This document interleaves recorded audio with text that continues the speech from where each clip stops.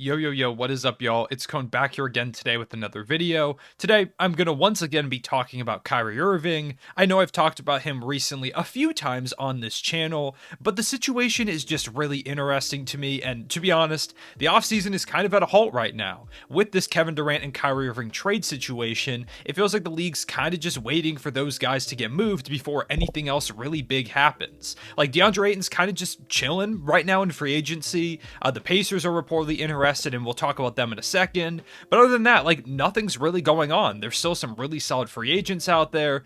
Everything kind of just seems to be waiting, and it makes sense. Those are two of the biggest names in the league that are on the trade market. And while most teams are focusing on Kevin Durant, the Lakers are focusing really heavy on Kyrie Irving. And I want to take a look today about if the Lakers should trade for Kyrie Irving. And I know that sounds dumb. Right now, the main trade package that has kind of been proposed, it would be Russ, Talen Horton-Tucker, and probably a couple picks for Kyrie Irving and Joe Harris. That kind of seems to be the main framework, or something similar to that, maybe Seth Curry instead of Joe Harris if the Lakers get their way. Something along those lines, though, to make the trade work. And immediately, when you look at that package, you might say to yourself, why would the Lakers not do that? Like, the Russ experiment has not worked out through its first season. THT, while he has shown some promise, it makes sense to cash in on him now. He probably had more trade value last offseason than he does this offseason, so you don't want to risk that going down more. And, a couple draft picks, you're trying to win a championship, so picks don't matter too much. You bring in Kyrie Irving, who is a phenomenal player, Joe Harris, who's a shooter, and would really help space the floor for LeBron and AD. Then you run a lineup out there of like Kyrie, Joe Harris, LeBron, AD, Thomas Bryant, something along those lines when you go out actually on the court. So it sounds like a pretty good deal to make. And yeah, I think it would definitely make them better. The question is, does it make them a contender? And I asked y'all that on Twitter, and it's pretty close. It's about a 60-40 split last time I checked. So yes is winning, but it's not as convincing as you might think when you set up a roster of Kyrie, LeBron, and AD. And that's how disastrous last season was. In addition, they don't have a lot of depth. Sure, you're trading Russ and THT for two guys who are upgrades at this point in Kyrie and Joe Harris, but you're also giving up those draft picks. And I know, like I said, draft picks don't mean a ton when you're trying to win a championship, but those draft picks are super valuable. LeBron James is towards the end of his career, and while he is declining a little bit, he's still phenomenal. However, there's a good chance that he could leave the Lakers pretty soon. His contract is close to expiring, and his son is coming into the league very shortly, and there's been a lot of rumors that LeBron may want to go play with his son wherever he gets drafted, so there is a flight risk there. Also, you've got Anthony Davis, who is pretty injury prone at this point. He's missed a lot of time these last few seasons, so if you get a year where LeBron leaves, and these picks will be in like 2027 and 2029, so LeBron will be retired or at least gone, not on the Lakers anymore, probably. AD, whether he's on the Lakers or not, will be a bit older. He's still injury prone, and they don't have like any young stars that are kind of on the come up that are going to take the reins of this franchise and keep them competitive. So those picks are super valuable. And there are plenty of teams that want them. That 2027 pick especially, so many teams have been asking about that. And pretty much every Lakers proposed trade package from like last trade deadline till now has included that 2027 pick. And it makes sense. It is very valuable. So while Kyrie Irving and Joe Harris can improve your team, you're giving up pretty much all your assets to make that happen. Russ is a big contract that you could use to trade for some other larger contracts. THT is like your only really decently valuable young piece, and those two picks are highly valuable. So when you trade all that, you are all in. At that point, there is really not much else you can trade outside of LeBron or AD. The problem also comes with Kyrie Irving himself. Kyrie, in Cleveland, him and LeBron had kind of a good thing going, and then out of nowhere, he wants to leave. A lot of people believe that it's because he knew LeBron was going to leave the year following, which definitely would make sense. Then he goes to Boston, where he tells the whole crowd that he's going to re-sign at the beginning of the season, ends up leaving for Brooklyn that offseason, and then there was the whole, like, will he, won't he leave thing with his player option this offseason, the stuff with him not being available last season due to the vaccination status. He is all over the place. So there's a chance you don't see Kyrie here and there. And I'm going to be honest, I would not be surprised if out of the blue, after this season where Kyrie's on a 1-year contract, keep in mind, Kyrie just retires out of nowhere.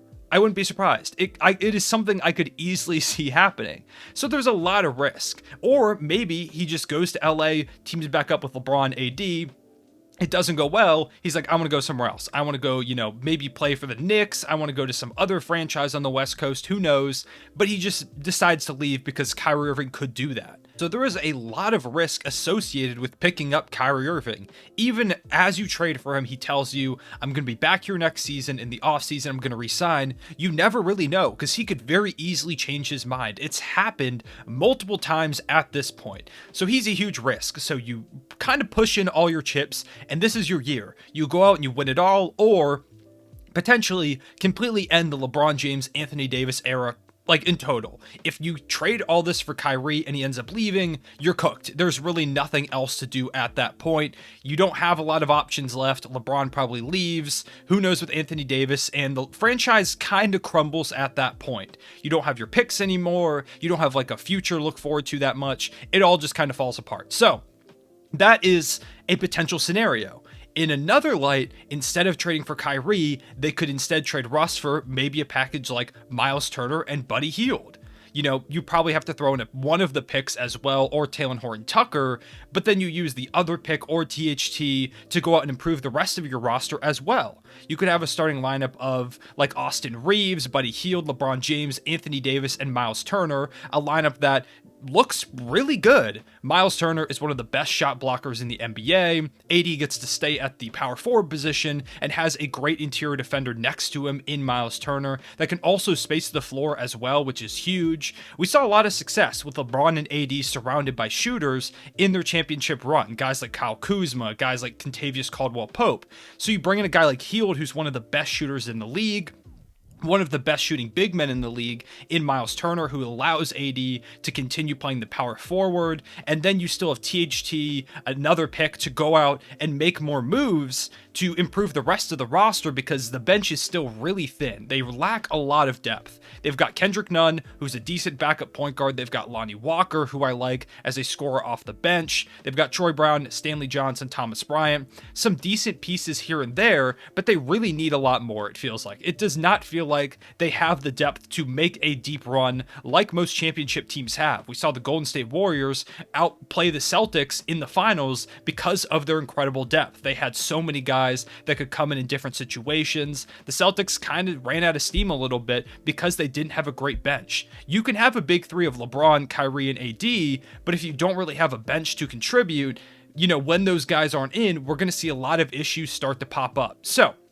there are the two options. One, you trade for Kyrie Irving, you form this big three, reunite LeBron and Kyrie, who won a championship together alongside Anthony Davis. You kind of just push all your chips in. This is your last shot. You convince Kyrie to stay, you convince LeBron to stay, that these three guys, the three of you, can compete and win a championship. You give up like your last two assets, last three honestly, with Talen Horton-Tucker. You push it all in, you go for Kyrie Irving, knowing the risk of him leaving. It's a very, very risky move. Or you go ahead and you trade for guys like Buddy Hield, Miles Turner, who are more role player guys that play really well off of your stars. And then you use the other trade assets you have in like another draft pick or Talen Horton-Tucker to upgrade the roster on the trade deadline if it feels like it's not working out. Those are probably their two main options. And I honestly don't know which one works better. One is obviously much riskier with the Kyrie Irving situation, but maybe it gives you a higher ceiling because Kyrie and LeBron, they've won a finals together, and it does form one of the best big threes in the NBA, probably the best, just off the top of my head. Yeah, the best big three in the NBA. It's a question of, do you still have the depth to compete with like Golden State, the Clippers, the Nuggets, the Timberwolves just made a huge move for Gobert. They're going to be a lot better. The Mavericks, teams like that. Do you have the Phoenix Suns? I somehow didn't even mention them. Do you have the pieces to go ahead and compete against a team like that? Or do you go ahead and add those role players and, you build up your depth a little bit? Sure, you're not going to have a third star, but LeBron was incredible last season, and AD, if he can stay healthy, is incredible as well. You add some guys that complement them really well, and honestly, I might like that option better for the Lakers. It adds a lot less chaos into the locker room for a franchise that probably doesn't need any more chaos after last season, the way things went with Frank Vogel, Russell Westbrook, LeBron James, playing out of his mind and they couldn't get wins, AD missing a lot of time. They probably don't need any more drama, any more chaos in that locker room, and I'm sure the whole Kyrie situation is going to hold over their heads. It would be a lot of fun. I would love it as a basketball fan to see Kyrie and LeBron play again with each other alongside Anthony Davis. I think it would be really, really fun, and I think that has the potential to be a really good team.